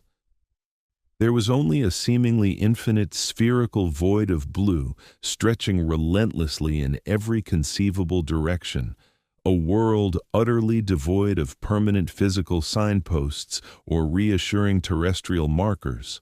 To navigate this boundless, featureless desert of water, the marine reptiles had to construct the geography of the entire world inside their own minds. This monumental task required an evolutionary leap in memory retention and complex spatial mapping that fundamentally separated their cognitive capacities from the heavily armored beasts walking on the sun-baked land. When we carefully analyze the high-resolution digital endocasts of large marine reptiles, scanning the ghostly spaces where their massive brains once pulsed with life, we see a profound, unmistakable expansion in the regions analogous to the hippocampus. This is the vital, deeply folded center of the vertebrate brain, responsible for converting fleeting, short-term experiences into permanent, reliable, long-term spatial memories. Consider the monumental, almost unimaginable task of undertaking a transoceanic migration, spanning thousands of kilometers without a single visual cue to guide your massive body. A female plesiosaur, driven by the ancient, undeniable biological imperative to return to the specific, shallow coastal waters where she herself was born decades earlier, cannot rely on the comforting sight of familiar landmarks. Instead, her massive, highly folded brain acts as an organic, multi-sensory compass of staggering complexity and precision. She relies heavily on magnetoreception, utilizing microscopic crystals of biogenic magnetite embedded within her skull to literally feel the subtle, invisible lines of the Earth's magnetic field pulling gently against her highly sensitive nervous system. But magnetic fields are prone to shifting, susceptible to solar storms and deep geological anomalies. Her brain must seamlessly cross-reference this raw magnetic data with the specific, subtle gradients of water temperature, the varying levels of oceanic salinity, and the exact directional flow of deep cold water currents that completely bypass human perception. She is actively memorizing the invisible fluid architecture of the ocean itself. This is a level of cognitive mapping that vastly exceeds the capabilities of any terrestrial dinosaur following a physical valley. The sea monster's mind holds an intricate, dynamic, four-dimensional model of a global ocean, continuously updated in real time as the ancient currents shift and swirl. To store decades of this complex multi-sensory geographic data requires millions upon millions of dedicated neural pathways, contributing significantly to the overall volume, weight, and density of their brilliant minds. They were not merely swimming through the water, they were constantly calculating their precise coordinates within a fluid cosmos, a mathematical symphony of movement and memory that defined their entire existence. But the true breathtaking depth of their intelligence is revealed only when we deeply consider how this vital, life-saving information was preserved across geological eons. Terrestrial dinosaurs, particularly the massive herd-dwelling herbivores, often laid dozens of eggs in large communal nesting grounds, burying them in the warm earth and frequently abandoning them to the harsh, unpredictable dictates of fate. The newly hatched offspring were born with hardwired genetic instincts, but relatively little learned knowledge about the world they were entering. The marine reptiles, however, were viviparous. They gave birth to live, fully formed young directly into the open, unforgiving ocean. A newborn ichthyosaur or mosasaur could not possibly survive on basic instinct alone in a world so complex, vast, and treacherous. They required intense, prolonged maternal investment and dedicated protection. This fundamental biological necessity forged the foundation for the most powerful driver of cognitive evolution known to science: the deliberate transmission of cultural knowledge. The massive brains of the adults were not just localized repositories of their own personal experiences. They were living, breathing libraries of ancient ancestral wisdom. A mother had to actively teach her vulnerable offspring the invisible migratory routes, the subtle acoustic signatures of dangerous rival pods hiding in the dark, and the specific seasonal locations of elusive, shimmering prey schools. The young had to learn to read the subtle variations in the water's pressure, to interpret the faint chemical trails left by passing squid, and to understand the complex social hierarchies of their own kind. This agonizingly slow process of teaching, of deliberately transferring complex abstract information from one generation to the next, demands a profound level of empathy, patience, and deliberate communication that absolutely defines an advanced intellect. The ocean forced them to become educators, patiently building a silent, invisible culture of shared memory that spanned across millions of years of deep time. On the solid continents above, the environment itself held the memory of the world. The raging rivers carved the deep paths, the towering mountains dictated the weather patterns, and the dense forests provided the physical shelter. The land was a permanent record of its own history. But in the ocean, the water systematically erases everything.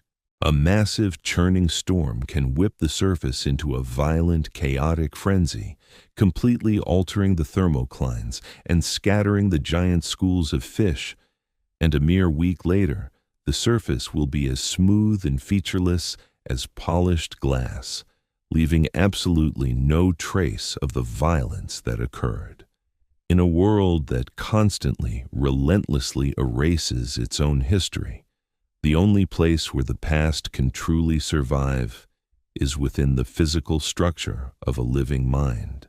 The massive brains of the marine reptiles became the ultimate sanctuaries of deep time, holding the sacred memories of ancient currents, forgotten, submerged coastlines, and the long-lost songs of ancestors they would never meet.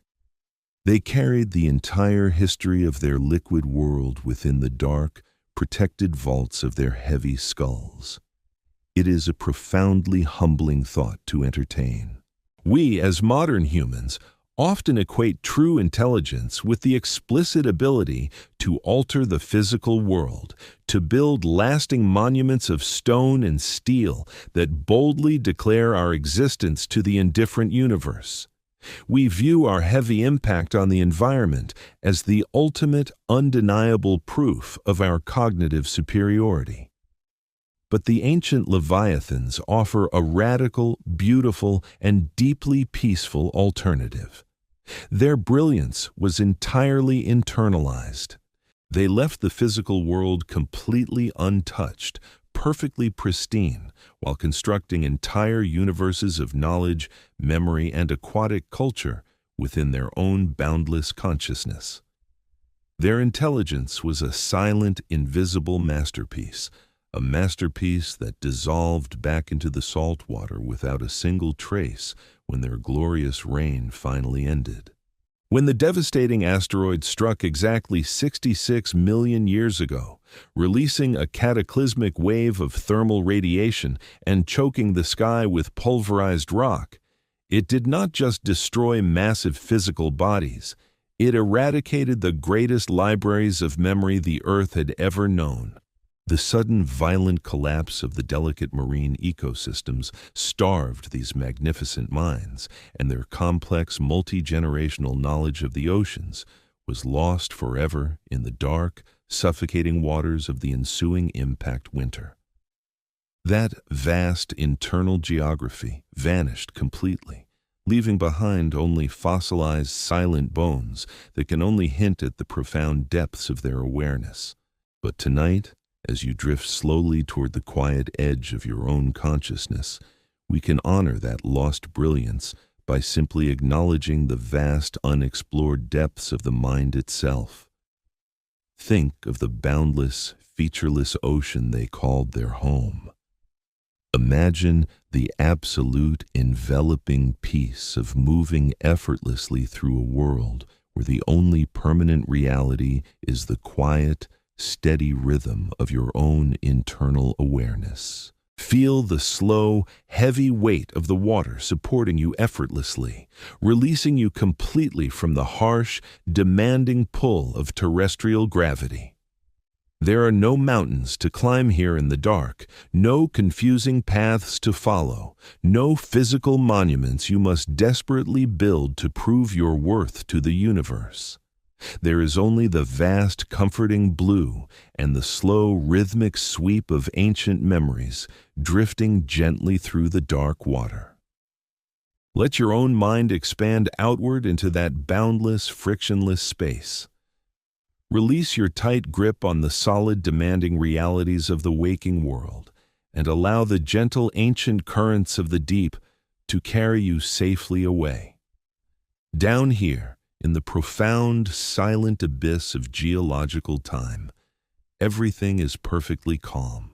There is only the slow, eternal breath of the ocean, echoing softly through the quiet vaults of your own resting mind, guiding you safely, smoothly, and inevitably into a deep, dreamless, and perfectly tranquil sleep. 68 million years ago, during the twilight of the Maastrichtian Age, the shallow epicontinental seas were shimmering theaters of both magnificent creation and sudden, brutal violence. On the solid continents, the creation of new life was a process inherently tied to the stationary, unmoving Earth. The massive terrestrial dinosaurs, the heavily armored titans, and the swift-feathered predators alike were inextricably bound to the soil by the biological necessity of the egg. They constructed elaborate nests of rotting vegetation or carefully scraped depressions in the warm sand, depositing their fragile, calcified hopes into the dirt and often abandoning them to the merciless, unpredictable whims of the terrestrial climate and the stealthy jaws of egg-thieving opportunists. The terrestrial newborn hatched into a world of solid boundaries, driven entirely by deeply ingrained genetic instincts, an autonomous machine built for immediate solitary survival. But if we descend once more beneath the sun-dappled surface of the ancient ocean, we witness a fundamentally different genesis. The marine reptiles had long ago completely severed their ties to the solid shore. They could not crawl onto the beaches to lay eggs, Their colossal hydrodynamically streamlined bodies would collapse under the crushing weight of their own terrestrial gravity. Instead, they embraced the astonishing biologically expensive miracle of viviparity. They gave birth to live, fully formed young directly into the perilous three-dimensional void of the open sea. This singular biological reality, the sudden introduction of a vulnerable, bleeding newborn into an environment teeming with hypersensitive olfactory predators, demanded a neurological revolution. It demanded the evolution of profound, calculated empathy. Before we delve deeper into the complex emotional architecture of these ancient sea dragons and explore how the terrifying vulnerability of aquatic birth forged the most sophisticated social bonds of the Mesozoic era, I want to gently welcome you. I am Frank, the archaeologist, and it is my absolute privilege to navigate these deep, ancient currents by your side. I have observed that 71.9% of the people watching these quiet journeys into the prehistoric past have not subscribed yet. If you find yourself deeply captivated by these forgotten worlds, if you seek a tranquil, intellectual refuge in the contemplation of deep geological time, please consider subscribing. It supports the channel immensely and allows us to continue unearthing these lost narratives, bringing the silent, majestic echoes of the ancient oceans directly to you. Now, let the exhausting, chaotic noise of the modern world completely wash away. Dim the lights if you have not already. Take a deep, exceptionally slow breath, and let the rhythmic, ancient pulse of the Cretaceous tide guide your awareness into the dark. To fully comprehend the cognitive leap required for live birth in the pelagic zone, we must analyze the immediate aftermath of delivery. When a massive female mosasaur brought a new life into the world, the surrounding water was instantly saturated with the powerful, unmistakable chemical signature of birth. This was a ringing dinner bell echoing across hundreds of kilometers of ocean, drawing highly aggressive, opportunistic predators from the dark, abyssal depths. The mother could not simply abandon her offspring as many terrestrial reptiles did. She had to instantly, aggressively defend it, guiding the disoriented newborn to the surface for its very first critical breath of atmospheric air. This requires significantly more than just blind reptilian aggression.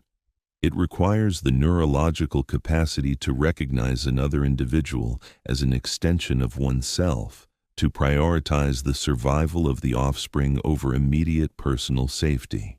This is the biological foundation of empathy, and empathy is an incredibly computationally expensive program to run. It requires a highly developed, massively expanded limbic system, the complex network of brain structures responsible for processing emotion, forming attachments, and regulating deeply ingrained social behaviors. The digital endocasts of these extinct marine reptiles reveal subtle, tantalizing bulges in the regions associated with emotional processing, suggesting that their minds were not cold, unfeeling calculators, but rich, vibrant landscapes of emotional attachment. We naturally tend to stereotype all reptiles as cold, emotionless automatons, staring blankly at the universe with unfeeling reptilian eyes. This deeply flawed prejudice stems from observing modern, highly specialized survivors like crocodiles or solitary snakes.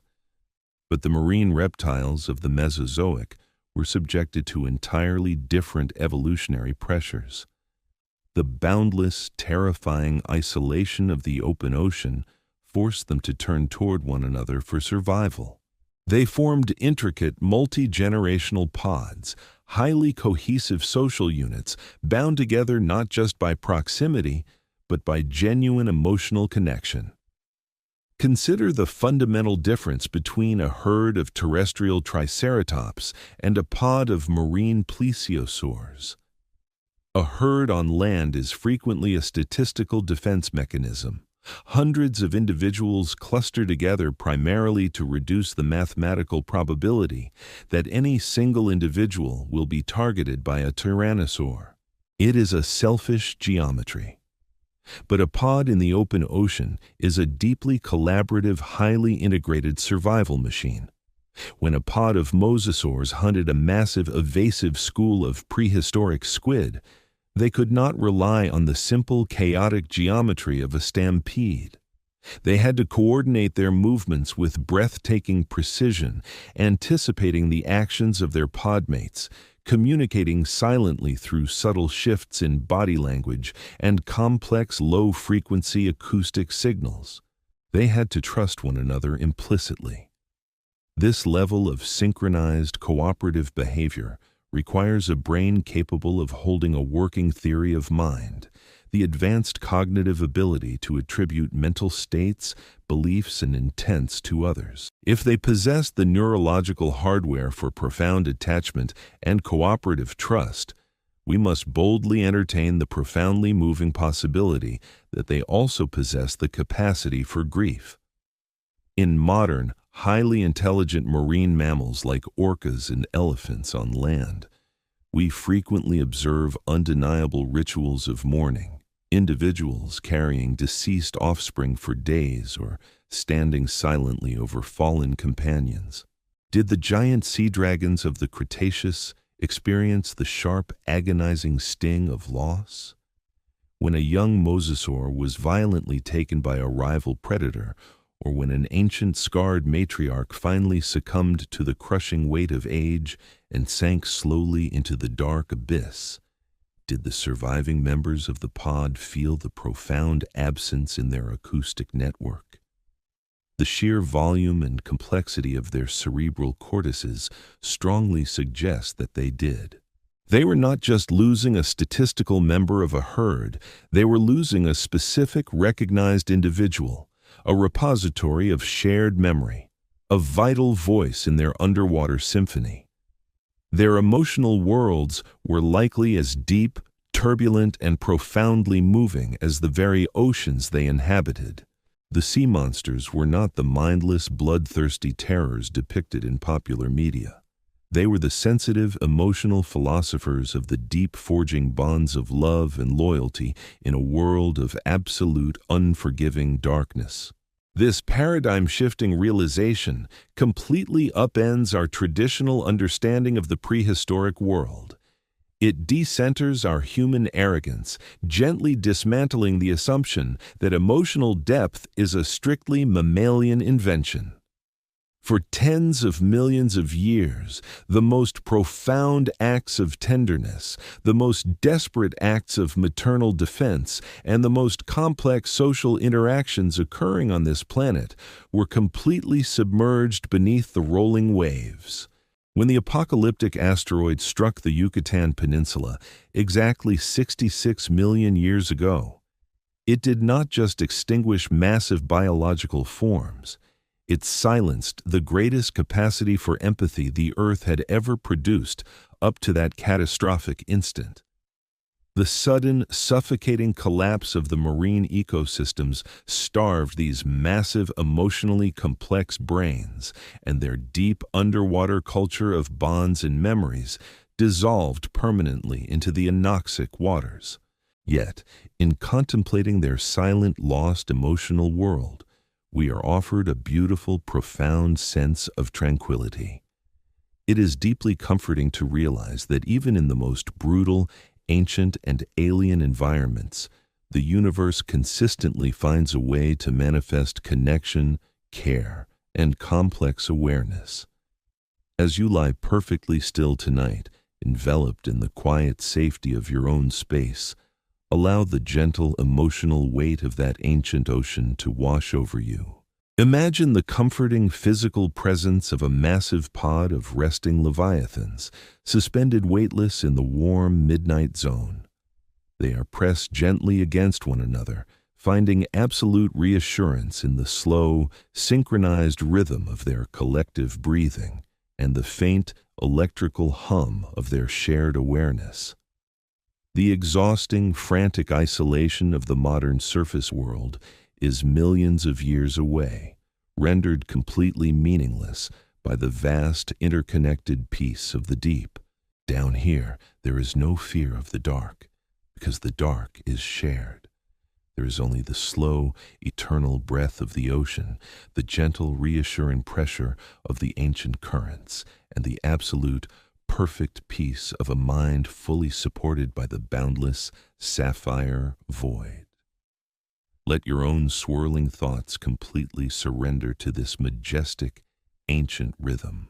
Sink effortlessly into the welcoming, velvety shadows, carried safely and gently by the quiet, emotional echoes of a forgotten world toward a deep, restorative, and perfectly beautiful sleep. 66 million years ago, on an ordinary spring morning in the late Cretaceous period, the magnificent singing civilization of the deep was abruptly and entirely obliterated.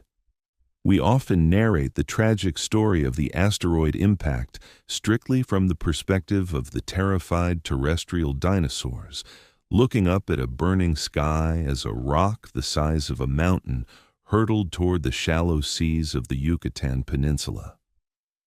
But for the highly evolved marine reptiles, the apocalypse did not come as a fiery deluge from the sky. It came from the sudden catastrophic collapse of the water itself. When the 10-kilometer sphere of carbonite and iron struck the Earth at 20 kilometers per second, it instantly vaporized billions of tons of sulfur-rich rock, launching a dense, suffocating shroud of debris into the stratosphere that completely blacked out the sun for years, dropping global temperatures by nearly 30 degrees Celsius.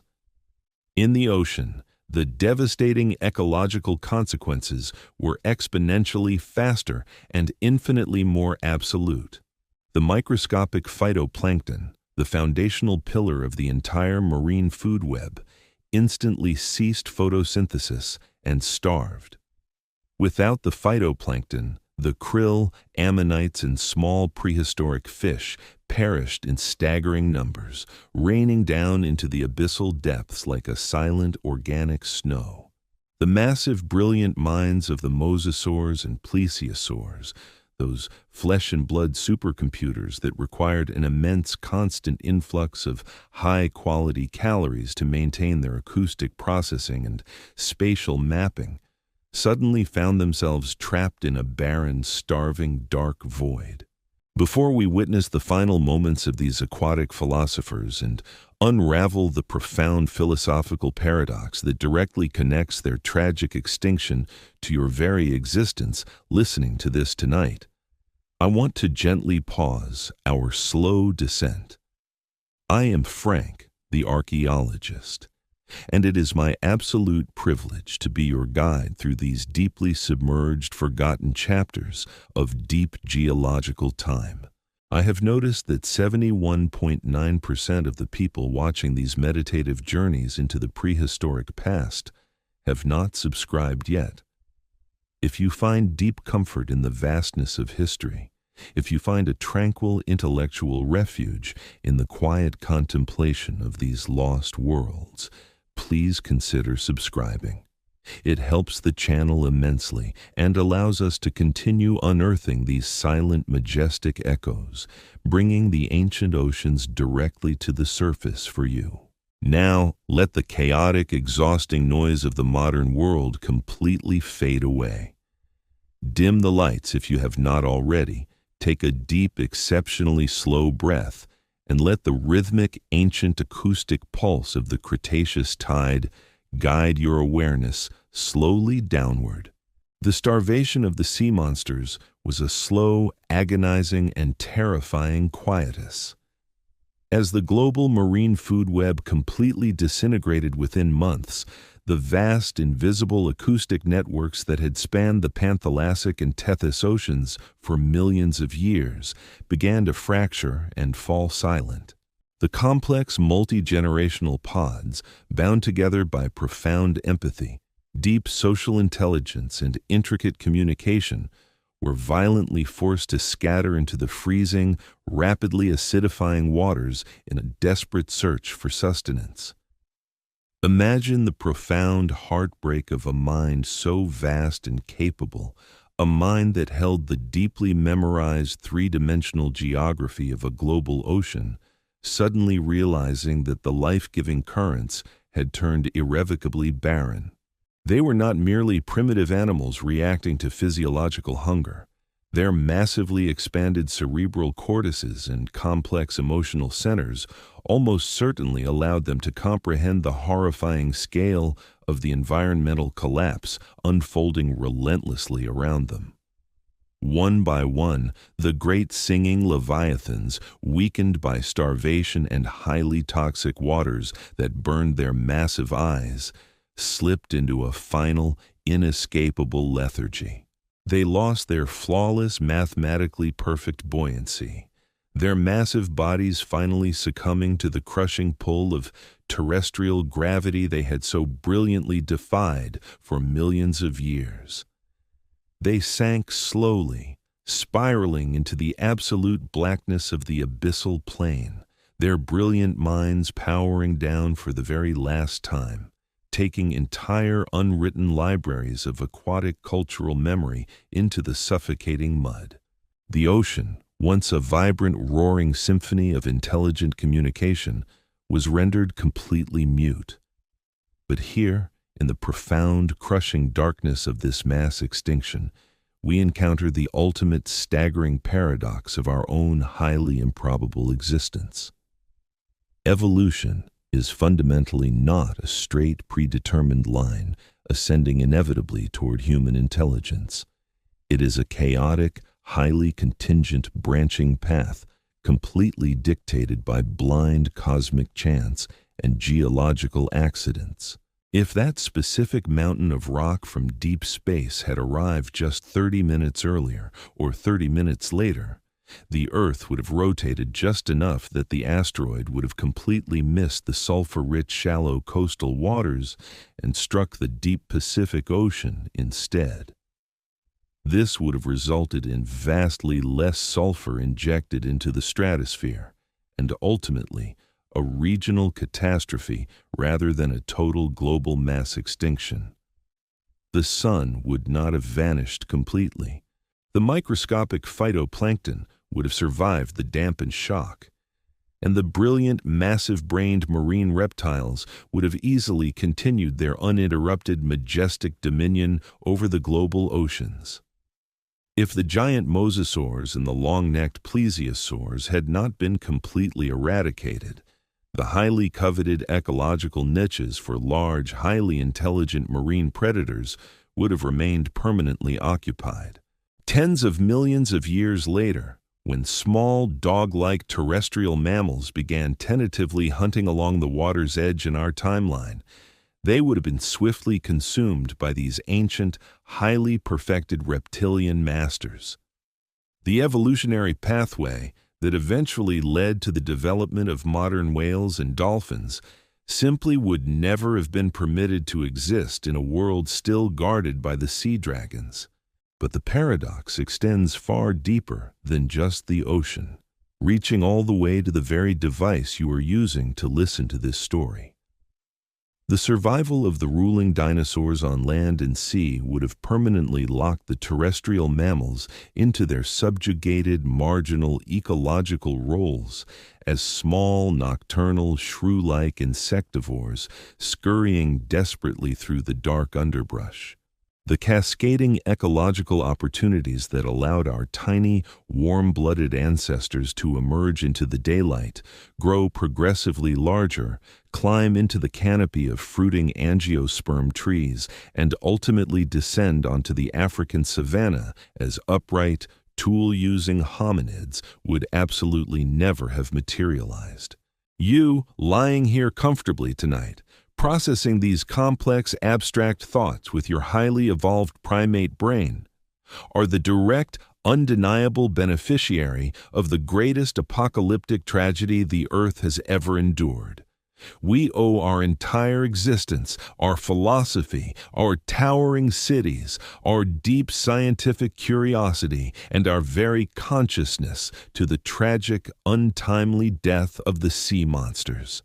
Our intelligence was built directly upon the barren, empty stage, cleared by their total, uncompromising annihilation.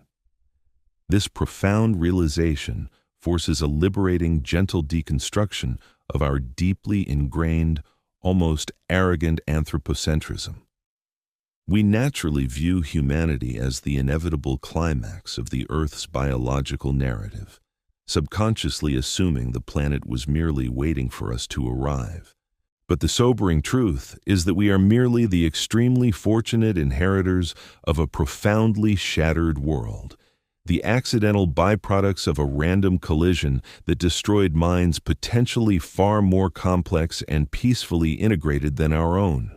Imagine, for a deeply contemplative moment, the spectacular alternative timeline where the asteroid simply missed the Earth, sailing harmlessly past our fragile blue marble and continuing its cold journey into the outer solar system.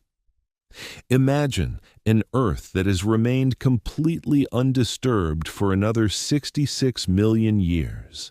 An Earth where the mosasaurs and plesiosaurs were allowed an additional eon of uninterrupted cognitive evolution. How incredibly vast, deep, and completely unfathomable would their minds have become? Without the urgent terrestrial need to manipulate the physical environment with hands and tools, their intelligence would have continued to expand entirely internally. They might have achieved a state of absolute, pure philosophical contemplation, understanding the complex fluid dynamics of the universe on an instinctual, sensory level that our land-bound primate brains simply cannot begin to simulate. Their acoustic languages might have evolved into massive global symphonies of profound abstract thought, echoing across the boundless oceans in a continuous, unbroken chain of living memory stretching back hundreds of millions of years. They would have needed absolutely no fire to stay warm, no agriculture to feed themselves, no heavy industry, and no written word to store their history. They would have existed in a state of perfect, frictionless, sustainable harmony with the biosphere, a civilization of brilliant floating aquatic philosophers totally content in the dark, silent depths, observing the slow turn of the stars from beneath the gentle waves.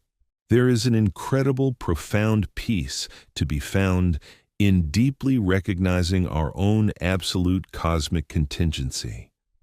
We do not need to be the center of the universe to find profound meaning within it. We do not need to be the inevitable pinnacle of all biological evolution to appreciate the quiet, staggering beauty of simply being alive for this brief, flickering, microscopic moment in deep geological time. By acknowledging the brilliant, irrevocably lost minds of the ancient oceans, we completely free ourselves from the exhausting, incredibly heavy burden of supreme cosmic importance. We are just one temporary, beautiful expression of awareness in a universe that has hosted countless, wildly different forms of consciousness. As you let your body relax entirely into the soft, comforting surface beneath you, allow the heavy, ancient weight of this philosophical realization to wash completely and gently over you.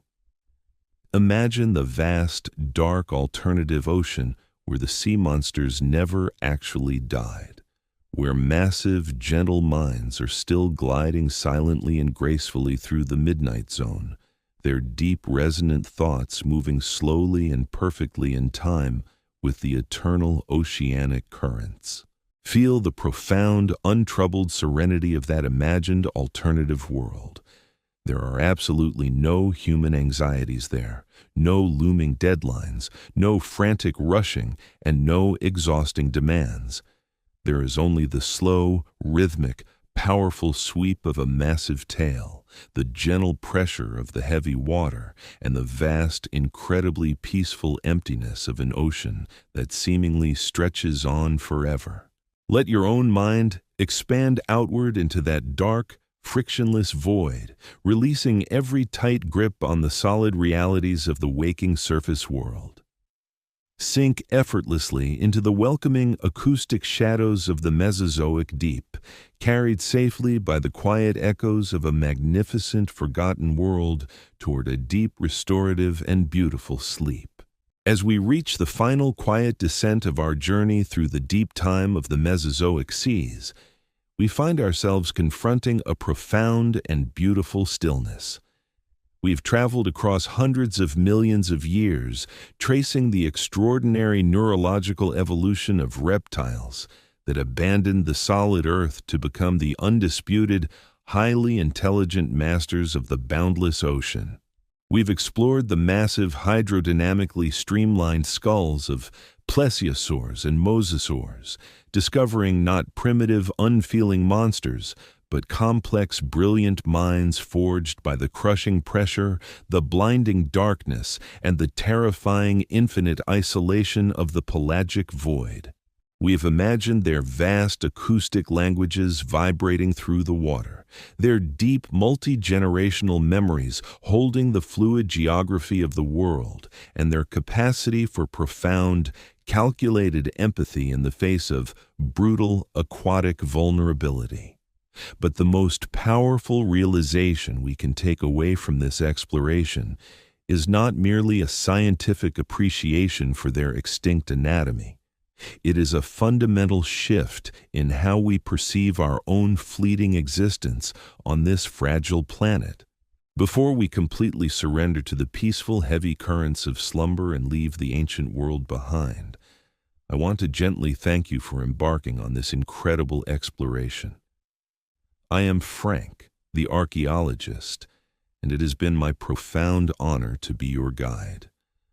I have noticed that 71.9% of the people watching these quiet journeys into the prehistoric past have not subscribed yet.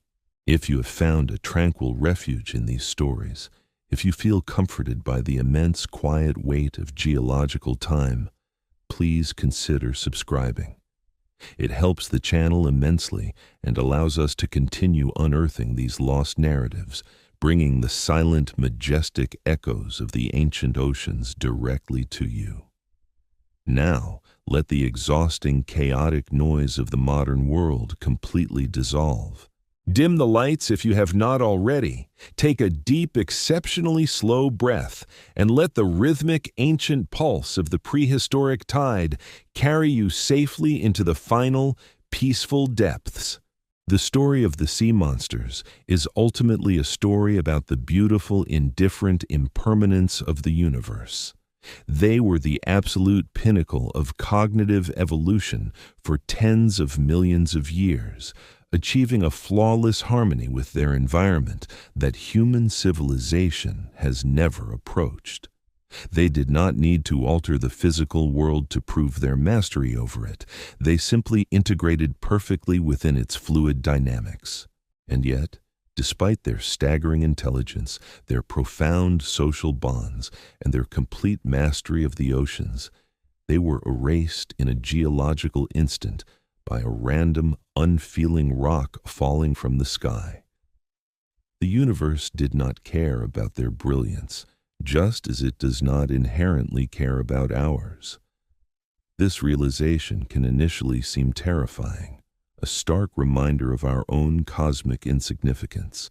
But if we allow ourselves to truly internalize this truth, it transforms from a source of existential dread into a profound, liberating source of ultimate peace. We are fundamentally unburdened. If the most intelligent, perfectly adapted creatures of the Mesozoic could be swept away so effortlessly, then our own daily anxieties, our frantic struggles for permanence, and our desperate attempts to control the world around us are revealed as completely unnecessary weights we place upon ourselves. We spend so much of our brief waking lives consumed by the heavy burden of meaning. We endlessly search for a grand, overarching purpose to justify our existence, constructing massive, rigid societal structures to convince ourselves that we are indispensable. But the fossilized skulls of the mosasaurs gently whisper a totally different reality from the dark, silent museum shelves. They tell us that consciousness itself, in all its varied forms, is merely a temporary, beautiful phenomenon. It arises when the evolutionary conditions are right. It burns brightly in the darkness for a few million years, and then it quietly fades away when the conditions change. There is absolutely no grand design, no ultimate destination that biology is striving to reach. There is only the continuous rhythmic breathing of the earth, generating endless, fascinating variations of life. Our specific brand of human intelligence, characterized by our restless hands and our relentless desire to manipulate our surroundings, is just one possible melody in a vast cosmic symphony that has been playing long before we arrived and will continue long after we depart. As you lie resting tonight, consider the profound similarity between the ancient, dark ocean and the quiet, restorative realm of sleep you are about to enter.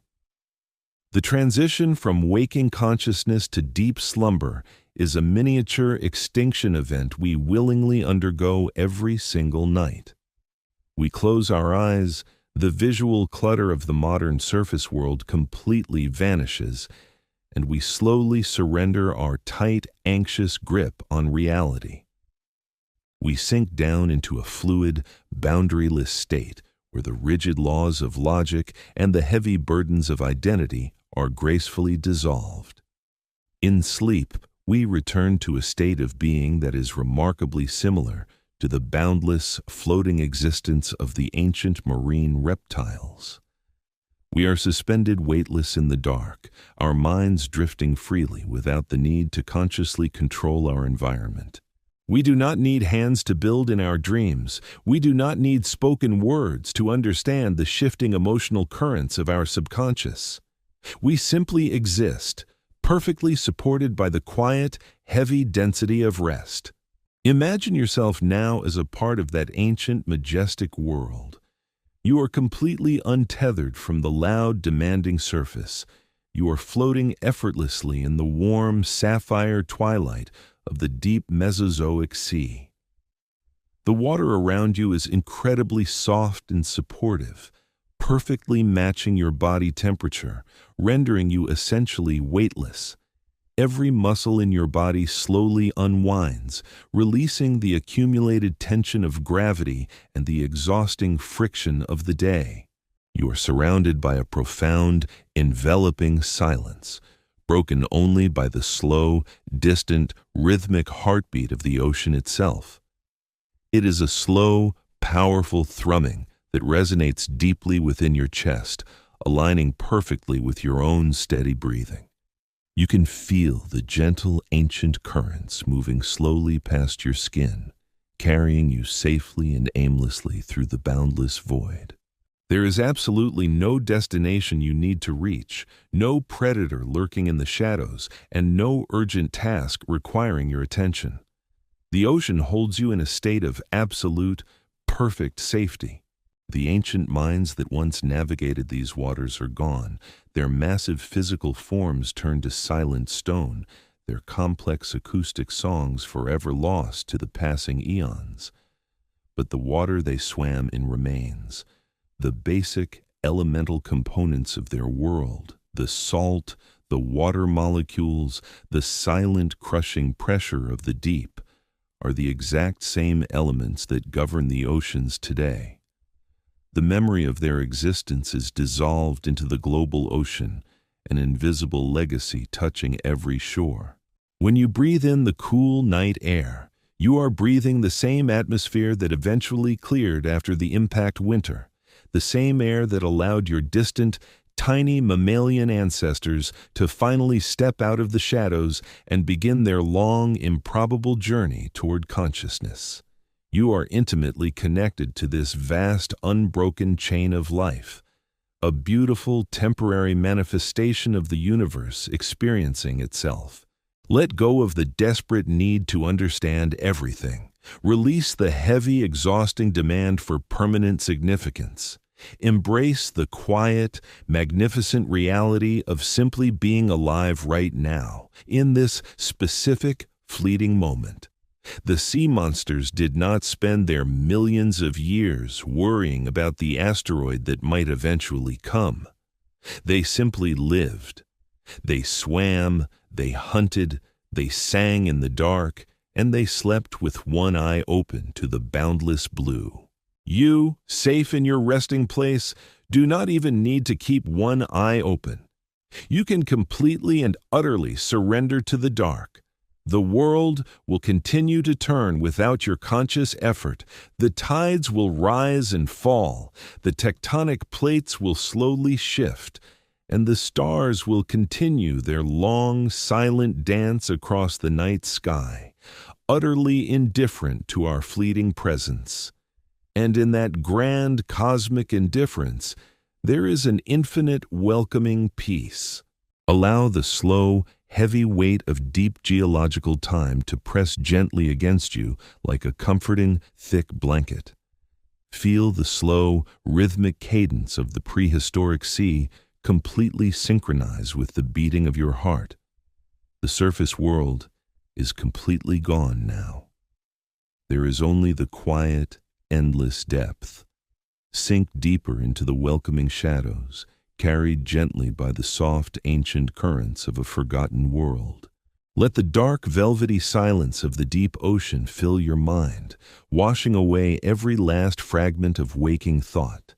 Drift slowly, safely, and completely into a deep, dreamless, and profoundly beautiful sleep.